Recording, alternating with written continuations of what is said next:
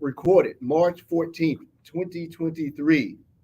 Welcome, family. How's everybody? Hello, it's National Pie Day. Pie What? Day. Pie Day? Wow. It's Pie Day. It's 3/14, right? It's National Everything Day. When's it going to be National? I don't know. Let's make one up. National Edward Day. Every day tomorrow? is National Edward Day. Oh, it is. You're just telling the truth. It is. That's so nice. So, as you guys can see, Edward and I are actually together physically. We are out in Redmond, Washington at Microsoft Studio H doing some training today. Some super secret training. So maybe you'll be able to tell us something about that later in the year or something. Who knows? But what have you done since you've been there? You can't have just been there for training. You have to be doing something else. Well, we did do a little wine tasting yesterday. We went out to Chateau Saint Michel and in Woodinville and had a couple glasses of wine.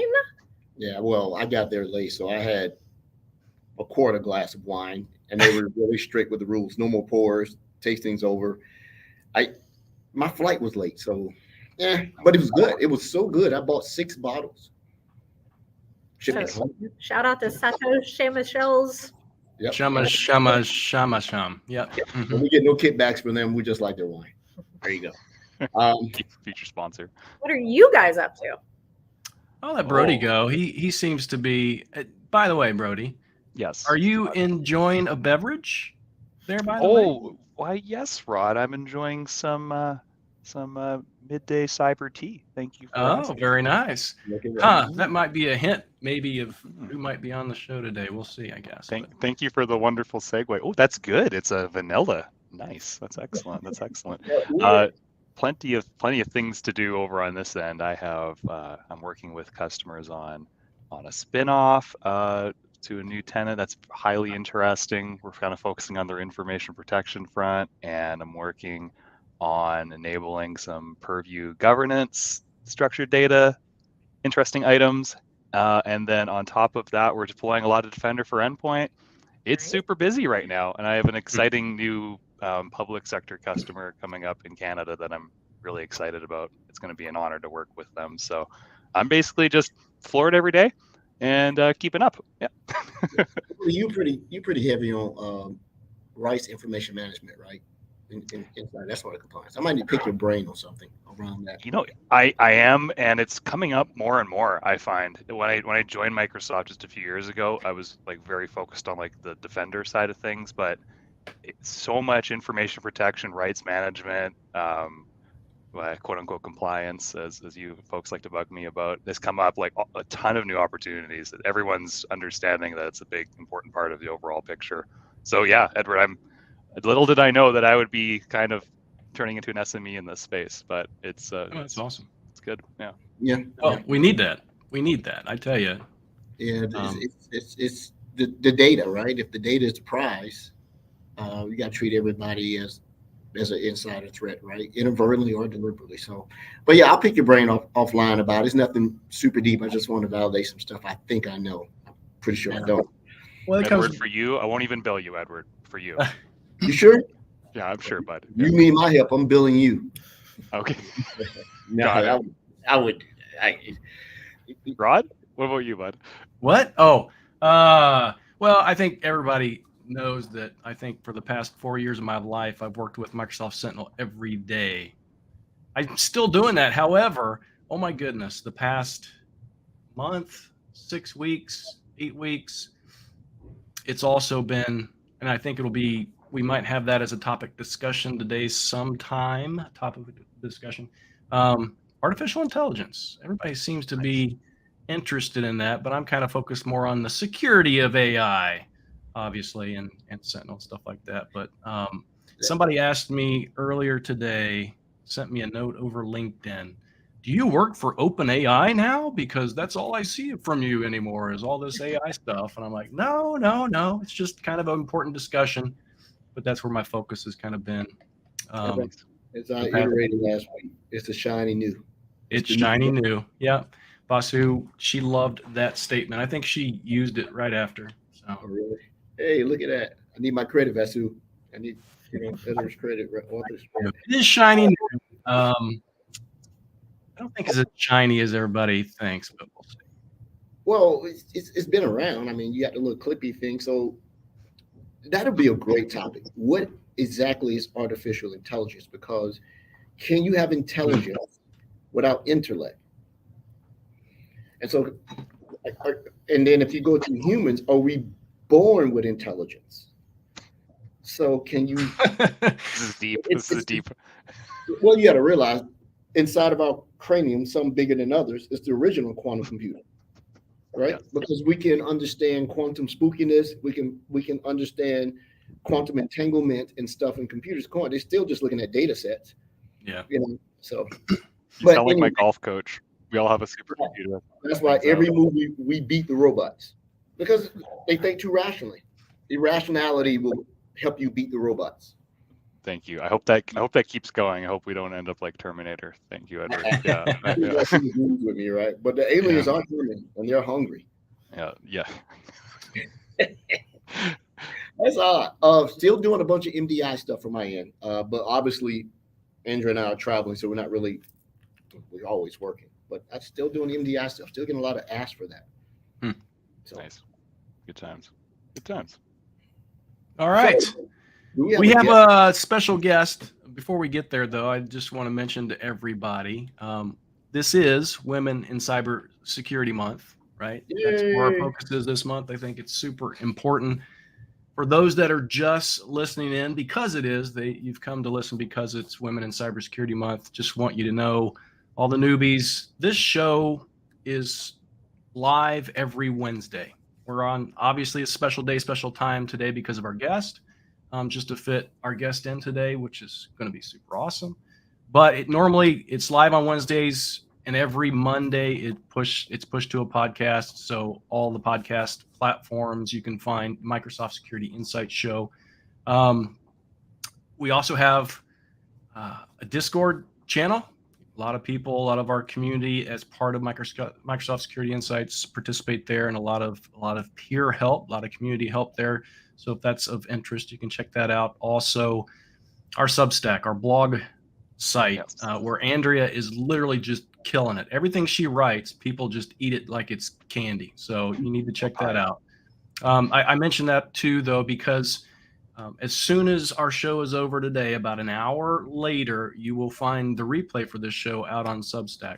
And I'll post the banner here. Oh, that's the wrong one. There it is. Sorry. securityinsights.substack.com. You'll be able to find this episode and be able to listen to the replay. All right. Another thing that I want to talk about before we hand it over to our guest today and introduce our guest, we do have a survey that we're running right now, just the MSI show survey.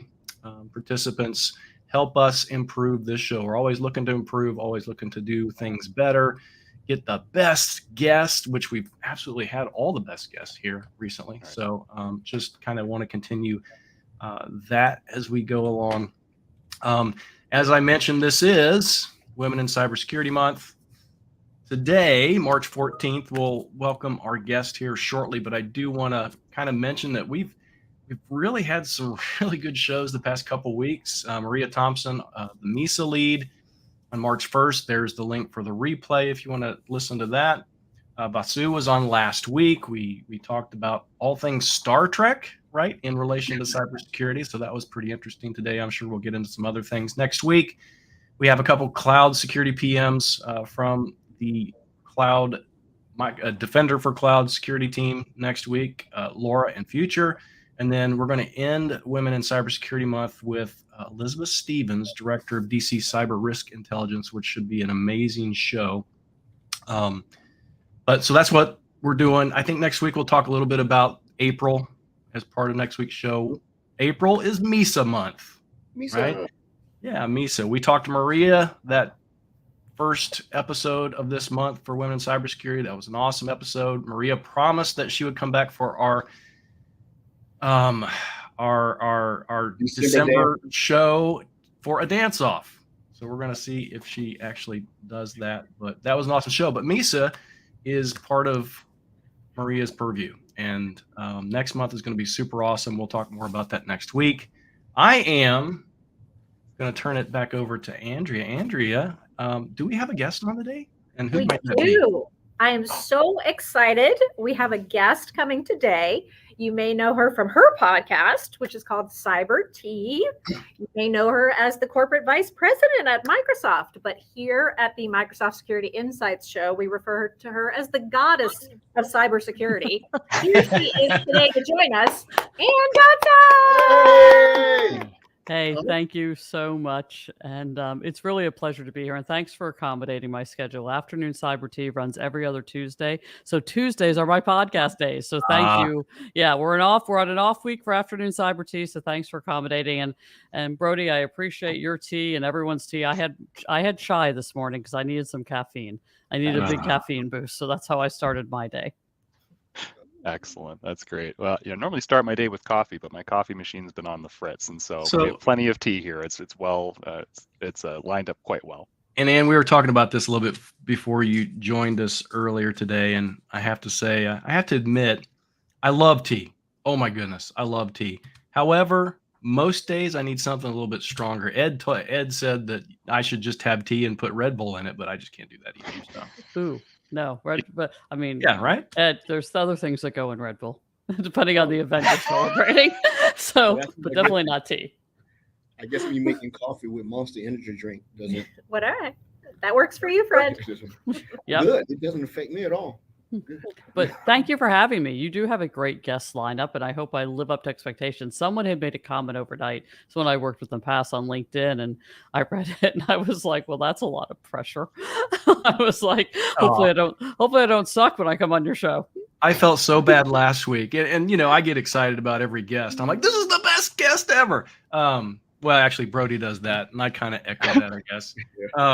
But still, I mean, every week I'm like, oh, we had such a great guest last week. And then that guest is like, they're afraid. Oh, my goodness, what can I bring? So this is just a relaxed, easy, discussion. Our audience just kind of loves, the flow of the show and stuff like that. So it's just a nice, relaxed, it's going to go great.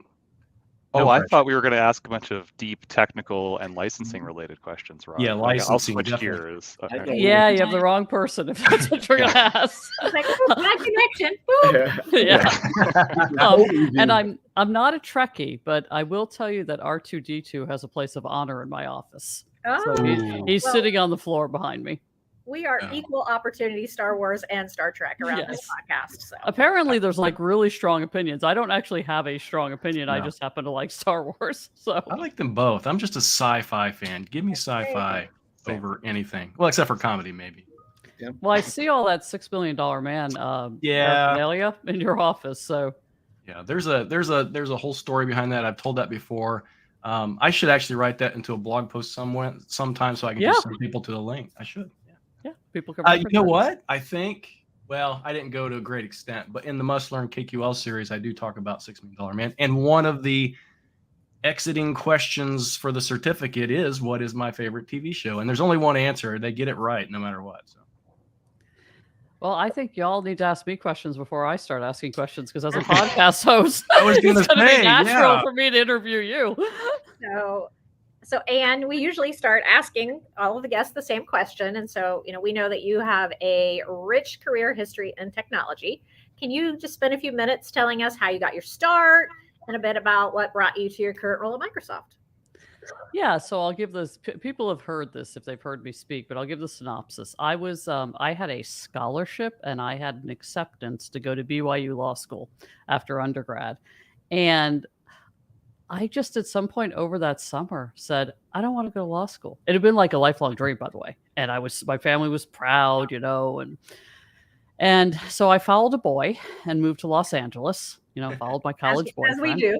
Yeah, so moved to LA because he had a job in LA and I needed a job. Both of us had come from, not really financially solvent families, I would say. And so I needed a job. So I walked into a computer store and I applied for a job. They were hiring a floor salesperson. And I said, look, I know how to talk to people, right? Went to college by the way, on a speech scholarship. So I know how to talk to people and I understand something about computers. I've been using them. This was in the early days of PC. I'm pretty old. So early days of PCs. And, they hired me, but not as a salesperson. They said, you're this green kid from Utah, which I am. And I was in LA, big city. And, we're going to put you in the back. We want you to do our buying for the store, with all of our distributors. And if you can prove that you can negotiate our buying and bring in the right inventory, then we'll give you a shot at sales. And the rest is history. 30 some odd years later, I still have a career in tech. Because here's what I figured out. I figured out early on that tech is really fast paced and I need things that move fluidly. I am not a type of person that's going to sit at a desk 9 to 5 and do the same job. I knew that pretty early. I needed something that moved fast, something that changed frequently. So I took every possible vendor training course because I was at a reseller. So Microsoft, IBM, Apple, you name it, every vendor came in, Cisco, they gave us their certification training. I took every course I could possibly take. Nice. And developed a career from there. I was a network architect at one point in my career. I actually was an operations manager for a very large computer retailer.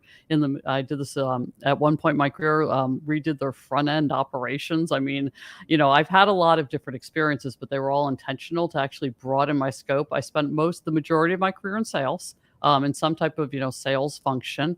And now I'm doing business development, which I've never done before. So the past couple of years, I'm doing business development because Peggy Johnson, who was here previously, asked me to. She said, we don't have expertise in our strategic partnerships and our M&A, which is what business development at Microsoft does around cybersecurity. So can you come over and take this from it? And, it's kind of sales, right? You're still doing deals. But you're building those partnerships. And then she said, and by the way, everyone in security, because, this will be my 23rd year, by the way, 23rd anniversary is next month.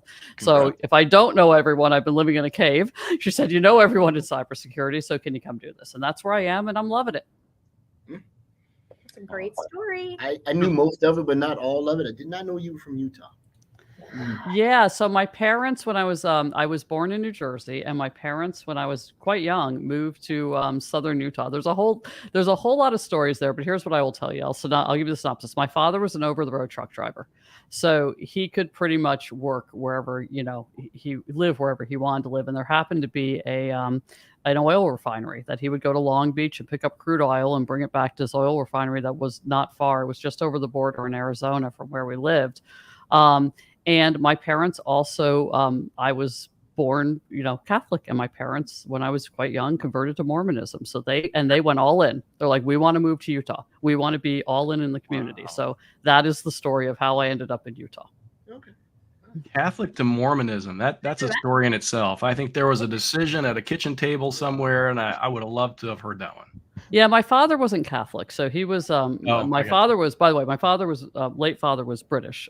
Came over to the U.S. and he was Methodist, so he never converted to Catholicism. But this is just a little bit of substance of the Catholic Church a way long time ago.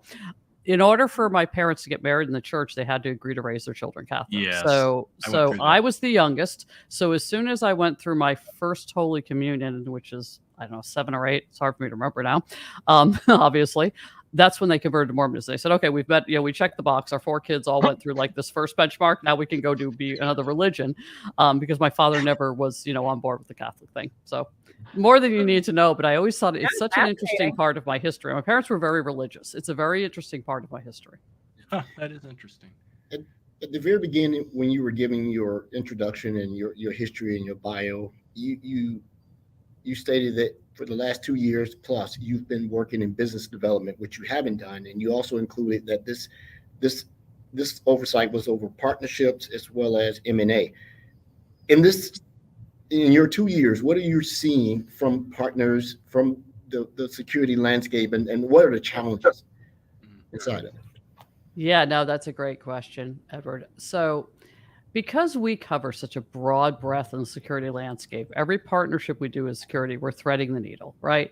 I believe we can partner with everyone. I believe, and Sentinel Sentinel, which I love, by the way, is a great example. We should partner with everyone for Sentinel because it makes reduces customer friction, right? We're meeting customers where they are. They want to roll out Sentinel. They may have one of our competitor, endpoint solutions, or one of our competitor. You talked about MDI. They may have a competitive solution in that space, right? So I believe we have an opportunity to partner with everyone, but we often are threading the needle in those partnerships to figure out what a win-win is. And then we have to land it with the field, right? The field needs to understand why we struck this partnership. Yeah, we know they compete with us here, but actually for your customer's benefit. And that's it, by the way, I start every partnership conversation with what is the customer benefit?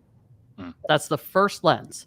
Then we go to what is Microsoft and the partner benefit. The first lens is what is the customer? How does 1 + 1 = 3? I know it sounds like a cliche, but that's how we start. If there's no customer benefit, we're not going to do the partnership. So let me start there. So then we have to land it with this huge field we have that has varying degrees of understanding, right? And that's always the complexity. But everybody wants to partner with Microsoft. Our phone rings. We're probably in a super unique role that we get mostly inbounds. It's rare that I'm actually calling a partner and saying, we want to partner with you. And then a lot of that's true of my engineering. Our engineering stakeholders or our sales stakeholders say, look, we need a partnership with X for whatever reason. And partnerships don't just include go-to-market. We do a lot of white label. There's stuff under the covers. We do OEM partnerships. There's all different kinds of partnerships we do. And I can see where that could be challenging is probably forming it. It's not as hard as maintaining it. Right, making sure that North Star is continuing benefit to the customer, right? Yeah. And then because it's always easy to get in bed, it's hard to get out. Yeah, and how I would say it is that here's the challenge of being in BD. We're not an operational organization. We sign the partnership. Now we don't do it just alone. We have everyone at the table. Okay, we align across, but then we hand it to GPS, right? We hand it to the partner team and say, up to you to execute. We're not an execution arm. We're a very small org. We're not built to be an execution arm. So there's always gaps in understanding, and then we're following up and saying, no, this is what everybody agreed to. And by the way, everyone meaning you were in the conversation. This is what everyone agreed to early. So the challenge often is, and then there's this challenge, Edward, about when do you leave a partnership, right? When is it no longer beneficial? Because not all partnerships, whether it be technology or your personal relationships, anyway, bad joke, but not all partnerships are meant to live your whole life, right? So when does it make sense to end that partnership? And those can be those partnership divorces, unless you're both on the same page, can be really hard too. There's some partnerships we go into and say, look, this is a 1-year partnership and that's all it's going to be. We need to fill a gap. And people are happy to, sign a deal with Microsoft because they get to say they're partnered with Microsoft and we're paying them something. And some people aren't as happy. So you always have to be, I'm a super transparent upfront person. I don't try to hide the ball on anything. And I think that really helps. Well, thank you for filling in a knowledge gap that I had. I started my career in OCP, which is now GPS. So I never really understood where the directives were coming from. So now I understand. Thank you, Ann. Hey, so speaking of partners, customers, et cetera, you speak to a lot of leaders in the cybersecurity ecosystem, founders, startups included. What are you hearing from them now? What are some trends? What's keeping leaders up at night, our favorite saying, when it comes to security, cybersecurity, et cetera? Yeah, so I'm going to tackle that 2 ways. This weekend was particularly interesting when you think about founders and what's going on in the cybersecurity ecosystem, and I think that we should acknowledge that, right? With the largest bank for founders in the Silicon Valley being brought into receivership was a big moment for a lot of our founders, whether they had a banking relationship with them or not. Obviously, there was more impact if they had a banking relationship, but even for those who didn't have a banking relationship are rethinking financially how they run their businesses. And we've seen this huge paradigm shift from growth at any cost to the right growth with profitability. And it's going to be really harder even now. It was getting hard anyway. It's going to be really hard to raise money. So that's going to change the market too, or you're going to raise money at terms that you don't like. And that's going to change the dynamic in the market. So all that in one bucket says, okay, then what are the hardest problems that cyber needs to solve? And I want to talk about AI in a bit, but let's talk about AI as its own thing. What are the hardest problems customers need to solve today? They still don't have visibility. The posture thing. I bet you, I didn't get a chance yet to watch the Vasu show, but I bet you talked about posture. Customers still don't have visibility across their environment. And it's a huge gap. They don't know what they don't know, and that they're alarmed by that, right? They're more worried about what they don't know than the risks that they do know.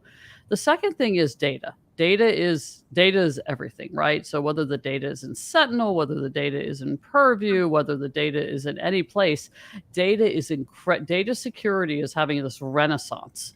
We had data security a long time ago, and now it's like having this renaissance. And I see there are a lot of data security startups, and I challenge anyone to differentiate them right now. And I challenge them to differentiate themselves, because you don't hear a lot of air between them, right? There's not a lot of gap between them right now.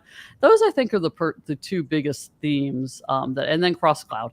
Cross cloud will always be a theme, right? We don't want to roll out, everybody's solution. It's just like we don't want 10 endpoint agents. We don't want 10 cloud agents. So figure out how you build cross cloud capabilities so we can look across our environment, not just the hyperscalers, but we want to think of our PaaS solutions, our SaaS solutions, all of that when I say cross cloud. Oh, that makes sense. Thank you, Ike. Good insights. In your career, were you were always in sales, so never a operational role or director role like CISO? I was never a CISO, no.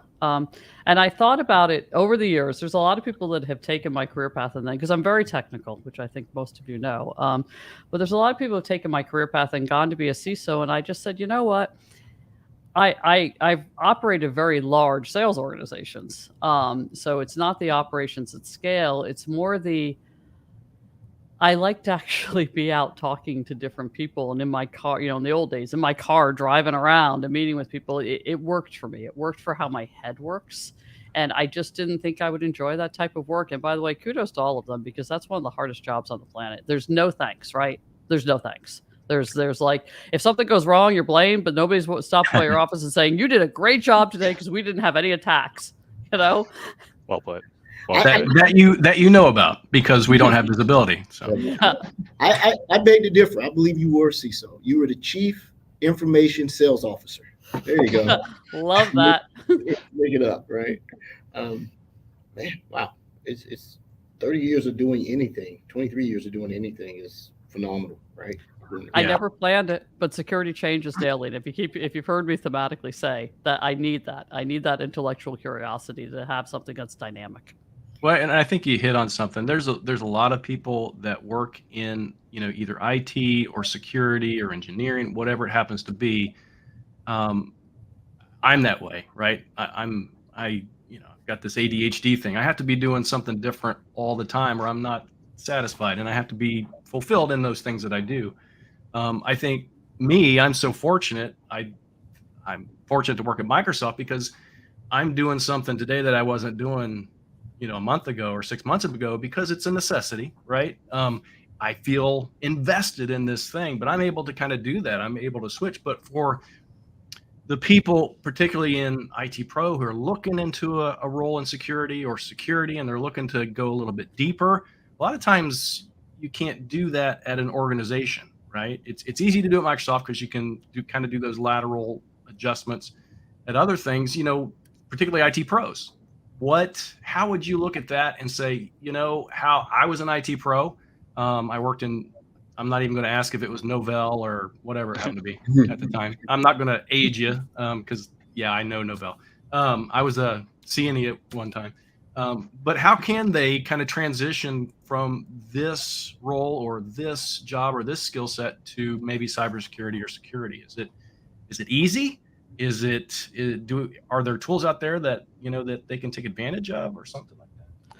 Yeah, I think that. So look, I had my first job in tech with no formal training. I have my degree is a dual major in political science and public relations, just to give you, remember law school, just to give you some perspective, right?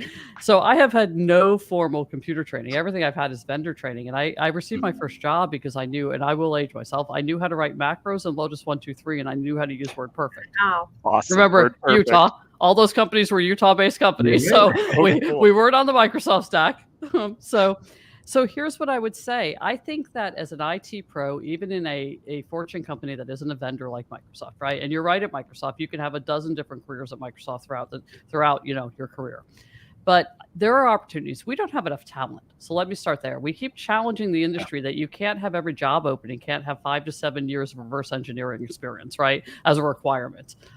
The funny one that made its way around the industry a few years ago was you must have 10 years of Kubernetes security experience. Well, Kubernetes wasn't 10 years old, right? So, we have these ridiculous job requirements. So what I would say to IT pros is the first thing is SANS. I'm a huge, huge, huge fan of SANS training.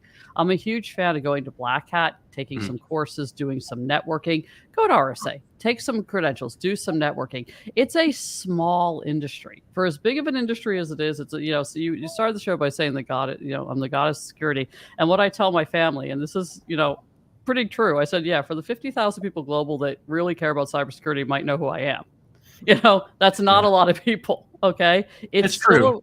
It's still a pretty small industry. So the networking is just as important as the skilling. Signal your intent. Go meet with your CISO or somebody in their organization, right? Start developing those relationships, but also take some courses. Understand the basics. Go through some SANS or Black Hat, or Microsoft, by the way, has some great certifications. Yeah. Yes. So take some courses. And our Learn modules. In fact, we've got a event coming up 2 weeks. Microsoft Secure will have a lot of Learn modules, a lot of live things going on. Yep. So that people can take advantage of that. You mentioned talking to your family, mentioning about number of people that know you in this kind of small industry. Do you also have your family address you as goddess of cybersecurity? No. At the dinner table. So that's funny. Will that change after this episode? So I have a 21, almost 22-year-old child who barely addresses me at all, other than I need some more money. The address there is I want a new car and I need more money. And my husband, who's retired now, but has spent his career in tech, by the way. He spent the majority of his career in storage. That's actually where we met. I was in storage right before security, but he just looks at me and just kind of shakes his head and says, good luck. Because he's retired and off in the sunset and doesn't want to hear about this technology anymore, right? He's like, and when I was explaining ChatGPT to him, he was like, "Oh, that's nice. I'm going to go play another round of golf, hon." So no, they don't address me that way. I'd like to touch on something you said about how to get in, take the courses. I have the same learning mentality. Just allow me to read it, allow me to put my hands on it, and I've done a lot other than probably write code and be a DBA. But we were talking about how to get in. So it seems to be an oxymoron, because you hear that there's a huge deficit of verifiable talent, but we have unrealistic qualifications for that. But I still see that the cyber realm is like, the gates are being guarded. You have to know the secret handshake to get in. And I always thought that, the diversity and inclusion is a huge component to help, rectify this deficit. Why it's getting better, it doesn't seem like it's really being taken seriously to fix this problem, not having enough people. What is your take on the D&I inside cyber right now? And is that something that needs constant attention to make sure it's not just put off to the wayside? Yeah, it needs constant attention. It's an everyday thing, and it has to be deliberate and intentional, and it's improving, right? I will tell you, and I don't remember the exact year, but it's probably less than 4 years ago. The percentage of women in cybersecurity was 11%. It's now 23. Oh, that's good. Going on 30. It's still not great, but think about that increase, right? Then you get to people of color, right? It's even less. It's less than 10%. By the way, and you get intersectionality between a woman and person of color. You're getting the picture. We have a long way to go. Here's the good news on that, right? I actually spoke at RSA about this a couple of years ago, about how we actually it's pragmatic that we lean into diversity and inclusion because we have all these job openings. So forget about it's the right thing to do. It's also pragmatic because we have to fill these job openings. And to fill these job openings, we need different talent and we need to recruit from different places. So there's a couple big initiatives, right? There's WESIS, which is Women in Cybersecurity. There's Executive Women's Forum. There's Girl Security. So I've kind of covered there's others, but I just kind of like the top 3 for women. There's Share the Mic in Cyber, which is for younger cybersecurity professionals, that was started by 2 women. That's like there's a viral campaign. Should I keep going? Yes, please. Okay, just checking. And then there's also an organization that I have helped co-found, the Western Washington Seattle chapter, because there wasn't one. It's a nationwide organization called Cybersecurity. It used to be the International Consortium of Minority Cybersecurity Professionals, ICMCP. They have rebranded, thankfully, as Cybersecurity because it was a lot to say. And I founded recently with Tim Youngblood, who's the CISO at T-Mobile, and with Malcolm Waters, who's the CEO at Ovation, which is a security consulting firm, the Western Washington chapter, so that we can, again, bring more people into cyber. So this continual effort, this continual drumbeat of diversity, but also the fact that there are now, college courses for cyber across the country. There used to just be a couple, right?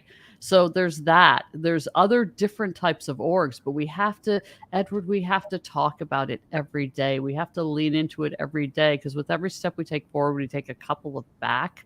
And I won't even get into some of the commentary about like the SCVP failure. There are people that are not operating in good faith around the conversation around diversity and inclusion, but every study shows us that more diverse organizations make better decisions.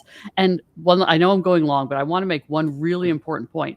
It's not enough just to have diversity around race or gender or identity. You also need diversity around educational backgrounds. You need diversity around geography. You need diversity around socioeconomic backgrounds, because if all of your hires are MIT graduates, even if they are women, and men, they're still going to think about a problem the same way. We have really hard problems in cyber, so we need people who think about problems differently to help solve those problems. Right. And a lot of times that different thinking comes from different experiences, different background, and all kinds of things. You need every bit of that. Yeah, absolutely. I will give Microsoft credit. Having attended a HBCU, Historical Black University or College University, I see Microsoft prominent when they have the HBCU conferences to recruit. So they are getting off the beaten path of the Harvard, the MIT, the Cal Berkeleys, right? Go to somewhere where you're going to find a gym. And I look beyond just getting a job. There are some future entrepreneurs that are being missed out upon if you don't go to these places. I'll tell you something else that we haven't publicly announced yet, but it's in the public domain. We just haven't announced it yet. So we have an initiative that started with a gentleman in my team named Zane Elrod to work with Black Tech Street in Tulsa. And he became familiar with the CEO, Terrence Billingsley, and started working with him. And it's a little bit convoluted about how he got introduced. It's not super relevant to the story. But via Zane's initiative with Black Tech Street and getting Desmond Forbes, who's in my org, on board, and getting Chris Young, who's my leader in my org, on board, we have actually been able to do things like offer broadband, and we're bringing them into the initiatives we have around community college scholarships. It's grassroots things like that, too, that make a huge difference. And the Black Tech Street effort in Tulsa, by the way, is a multi-company effort. Now, Microsoft's engaged, our competitors are engaged, government organizations, but it's just things we do around those initiatives, and having one person. Zane hammered the organization. I'm not telling you, his tenacity, because he wasn't getting the support, and he just he said, "Can I keep going?" I said, "Keep going. I'm going to support you, but you need support from a lot of other orgs." And he got SEALA involved. He got Michael Ford involved. He got a whole lot of orgs involved. It's those grassroots things and people caring, because Zane's an ally, right? It's people like Zane caring enough to keep. He did it for a year before he got the right amount of attention. He never gave up, and that's what I said. It's a constant drumbeat.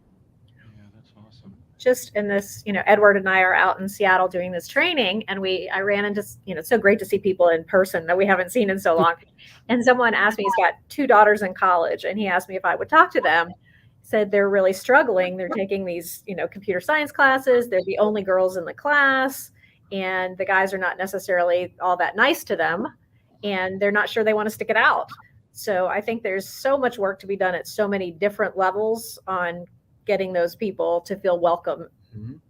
Yeah, I agree. And I think that mentoring we lose girls still between 6th grade and 9th grade. I think they drop out of STEM type courses, and that mentoring of girls at that very young age, things like the work Girl Security does, I don't know if you saw, the Girl Scouts have a badge now for cybersecurity. They announced it a few years ago with Palo Alto Networks, and now CISA is their sponsor for it. So it's really cool that the Girl Scouts now have a cybersecurity badge. So is there any work being done to kind of capture those girls that we're kind of losing from that effort? Because hey, I have a 14-year-old and she loves to code right now. Of course, it's all Minecraft stuff, but she wants to code, right? But how do I nurture that?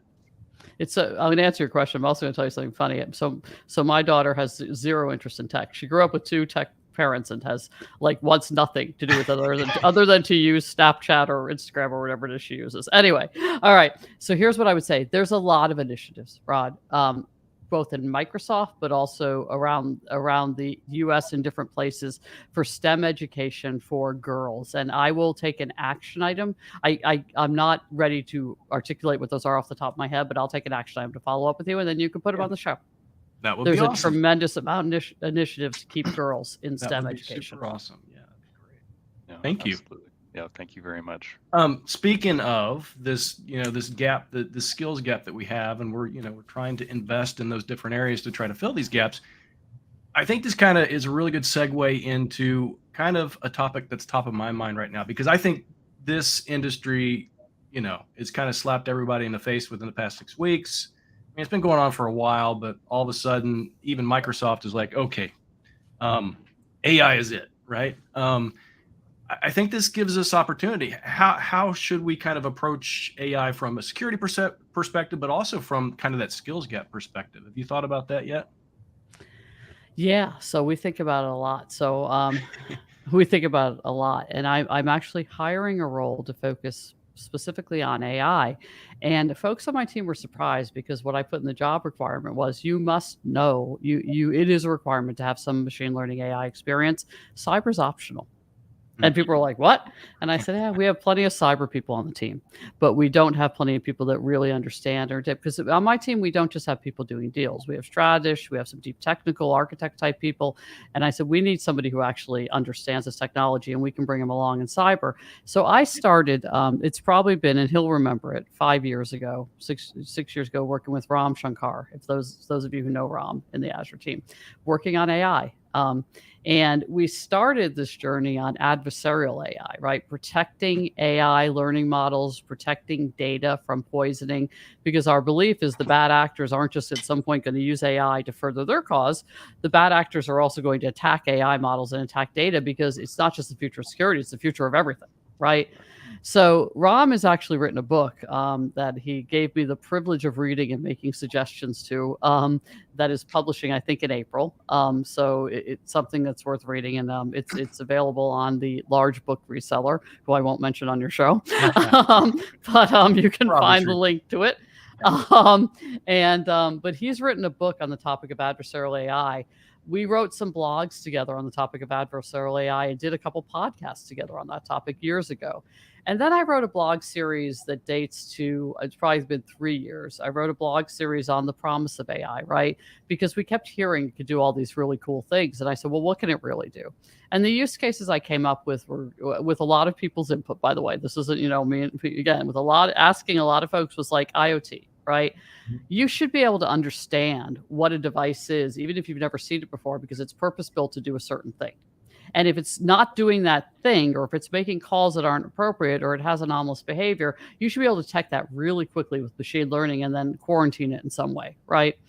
The second thing was the SOC, right? And we've seen improvements. You know this in our own SOC operations, large, like 80+% improvements in our SOC operation efficiency by doing 2 things: automating tasks that are low-level tasks. But the second thing is we've given machine learning and AI to actually show if you have 100 things in your queue, what's most important for the SOC analyst? Well, this one's going to actually take down the company, which is this one's just going to impact Ann Johnson's laptop, right? So let's go work on this one. And we actually can expose Ann Johnson those one, events. of course. Yeah, I'll deal with my laptop. It's got its own issues, but in all seriousness, we've actually made significant improvements using our AI and ML models. There is so much promise. I'm not a big silver bullet security person because I've been doing it long enough that everything's, this is going to be the best thing ever for security. I do think AI is going to be a step change for security. We are ahead of the bad actors, but they are going to adopt it. You know that. Yeah. And I think a lot of people see at least AI right now because of its intrusiveness, right? It's very in your face, the model tuning and the model creation and stuff like that. there's some work that has to be done, which is going to, I think, help create some brand new job roles, right? So in the future, but I think in the very near future, we're going to see this kind of like the Apple approach to technology, where it just kind of blends in. Oh, I'm sorry, Rod. We have to talk about Brody's puppy. Oh, I'm sorry. no, that's quite all right. What is the name of the puppy? His name is Kavik, Kavik. He's a Siberian Husky. You're gorgeous, Kavik. Hi, pup. Say You're something. gorgeous. Hi, Kavik. Are you going to? You're a Siberian Husky. You usually will talk to us. You know what? He's very vocal when it's time for his chew, or it's time for dinner time, or any other dog is around, or he's not getting his way. I could go on, but he's being very well behaved today. He's got his priorities straight. His food, and I have 3 rescue pups, 2 who are sitting in the room with me. I'm very blessed that neither one of them has decided to be vocal during this event. Anyway, sorry, Rod. You were making a really important point, and I saw a dog, and that just was. You know what? When it comes to animals and pets, there's nothing more important, right? The family and no, sorry. Yeah, I was just going down the route talking about AI and how it eventually should blend in. It should just be part of what we use every day. We don't want to even think about it anymore. We shouldn't be thinking about it, right? And I took advantage of ChatGPT and had it write I needed to write a syllabus for a non-technical audience on adversarial AI. Oh. It actually did a really, really good job. So I have this. I guess it's not a job I want, but it's the job I have in my family. Anytime there's a birthday, because I'm a writer, they just assume that I can write greetings. So they hand me the card to write the inside of the greeting card, and every time I'm just like, oh my goodness. And I whine about it. I use ChatGPT now to write. I say, write something really nice, sentimental, loving for this individual. And it's awesome. I don't have to do that anymore. It is, but so I wrote something to thank my team. I wrote, please gratitude for my team. And I sent it out to the team. My admin sent me a note back, said ChatGPT needs a thesaurus. It repeated great and exciting. She's like, it needs a thesaurus because it repeated some of the gratitude words. But in all seriousness, I do think AI, as we build AI models to make SOC operations more efficient, to find threats more quickly, we were able to find malware in milliseconds. The folks over in the engineering team are doing some phenomenal work that you will see shortly, right? That the world will see shortly. They're doing some phenomenal work that we'll see iteratively. There's an announced event for productivity. Is it today, tomorrow, the next day? With Sadia and Jared Spataro are doing an event for AI and productivity in the next couple of days, right? So we're doing a lot with it, and I do think it's going to change the way we work. It's going to ultimately change the way we live. I like AI because I like the promise, not just of cybersecurity, but predicting clean water supplies, where are food supplies, predicting where climate change is going to impact, getting ahead of those things so that they don't become disasters, and we don't have communities that are put out of their, they have to leave the area they live because it's no longer livable, right? How can we get ahead of that? There's so much that AI can do, but you have to also think then you have this other pillar called ethics and responsibility, right? Because there's also a lot of bad stuff that AI can do, and you always have to have an ethical, responsible implementation of it. Well, that's where governance and compliance come in, and hopefully our platforms can help address that for everyone here eventually. So, yeah. So we segue into the topic of AI. So let's dovetail back into your mission and leadership role at Microsoft. And one of the things you mentioned was mergers and acquisitions. We know that AI is the new shiny. What are the other new shinies that you are prioritizing and looking at? What do you believe is the next thing? I really should put my eye on this too. Do you have something that you can share about what is another new shiny? Yeah. A couple of things. So what are we, I can absolutely share what we're working on right now. I mentioned that data security is a huge topic for us, and data security as a huge topic. I can't talk about the exact project, but you can see Microsoft make significant enhancements and step changes into, from a data security standpoint, in the way we're going to think about governance and the way we're going to think about compliance. So just stay tuned for some big investments there, as we continue to think about the Purview suite and the Purview activities. that would be one area that we're heavily invested in. We're doing a lot of work on ZTNA, Edward. We have our own solution now in private preview. We're doing a lot of partnering work related to how we meet customers where they are and have conditional access be a hero for ZTNA solutions. And I spend a lot of time with my friend Joy Chick, who's just by the way, if you don't spend any time with Joy Chick, for those who don't know her, she's the president of identity at Microsoft. She's a genius. She's unbelievable. She's this awesome engineering leader.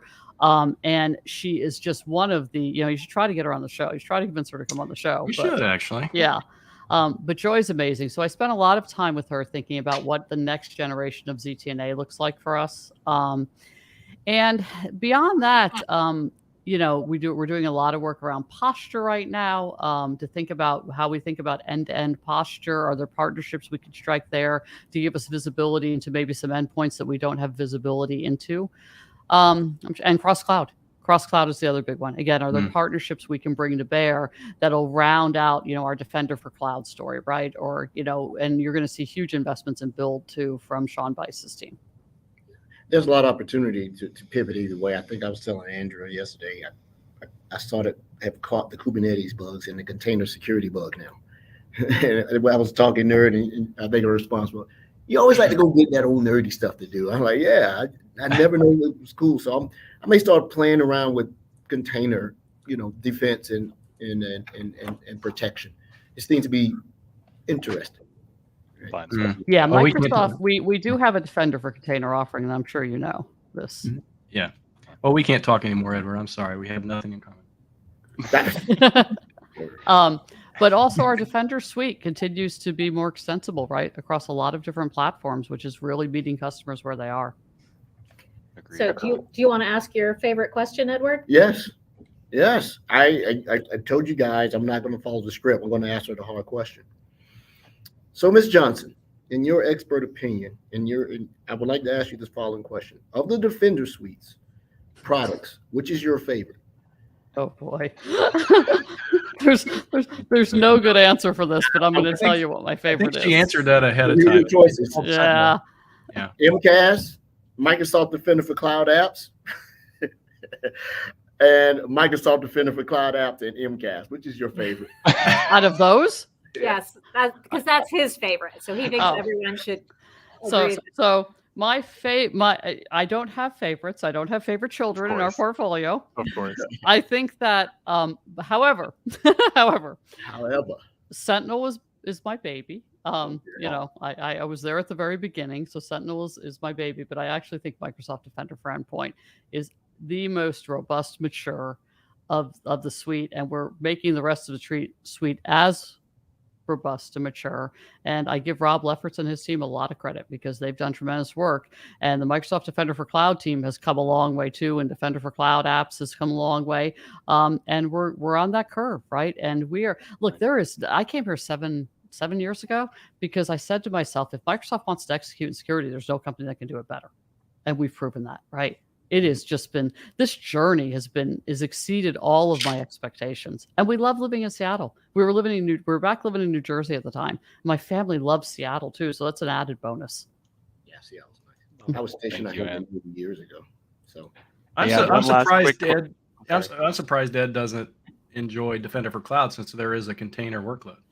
I am enjoying Defender for Cloud now. Yeah. There is a container workload and it's quite robust. I'm playing around with it.